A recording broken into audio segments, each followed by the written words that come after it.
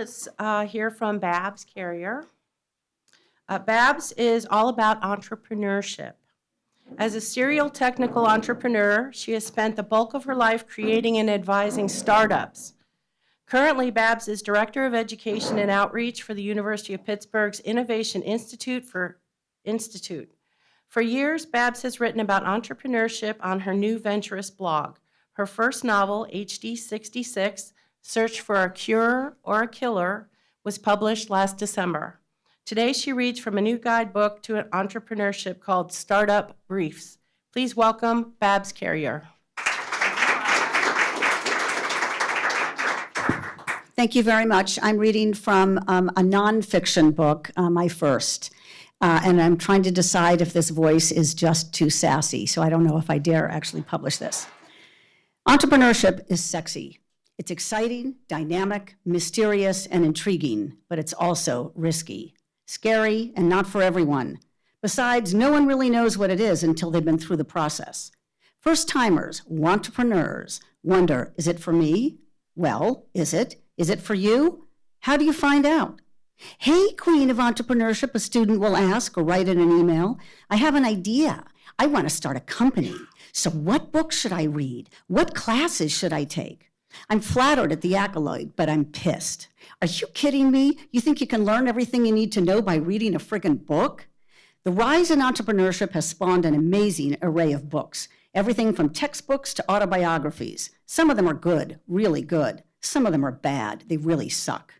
Most of them are tiresome, erring too far on the details of how to start a new venture from A to Z in 300 pages or more.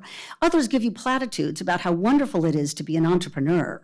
Some mainly discuss the challenges inherent in startups. Still others espouse their philosophy or approach like it's the only one or the best one.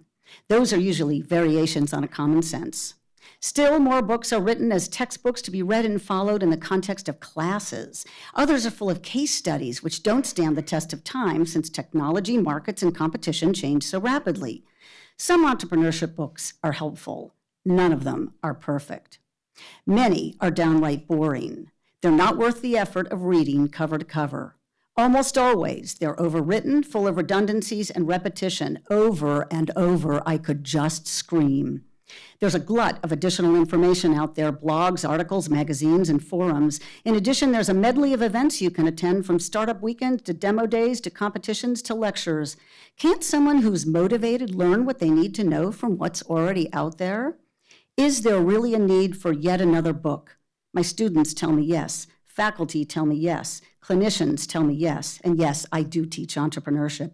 I teach fundamentals to technical students, postdocs, researchers, faculty, and clinicians because they don't understand what to do or where to start. They need a guide. It's what I do.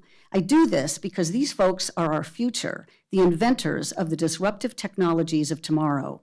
They have the ideas, and they need a trail guide. For years, I've counseled participants in my classes to read the first 50 pages and the last 50 pages of business books. I advise them to skim or even skip the middle 200 pages. Authors write their strongest argument in their first 50 pages, and they summarize what they've already said throughout the book in the last 50 pages. The middle sections go into more detail about what they already said. No need to read between the lines, except quite literally. Don't get me wrong, I read business books and books about entrepreneurship. I have to in order to stay current. Since I get asked for book recommendations, I have a list that I send out to anyone who asks. I include it in course materials when I teach. I include it here as an appendix to this book, but they're not required reading by any means. Why can't a book be shorter and say what should be said in only those first 50 and the last 50 pages, 100 pages total?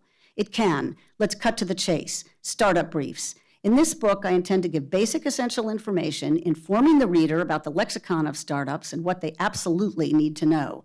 From there, I figure they can move on from an informed base. They can launch their startup and teach themselves as they go along. I'm designing this book, which started as a series of blog posts on New Venturists, to be short and easy to read. If I can't say what I want to say about entrepreneurship in 100 pages, then I'm not telling the story right. Startup briefs are, as the title says, brief. A few pages on each topic, a few examples, a few lessons learned, a few insights. Those are what I can offer.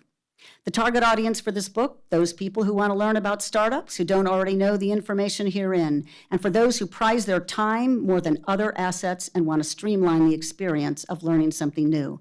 Startups are fundamentally about doing, not pretending, doing, not philosophizing, doing, not thinking, and certainly doing, not reading.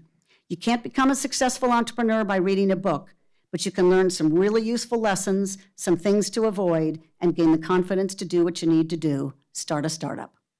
Thank you.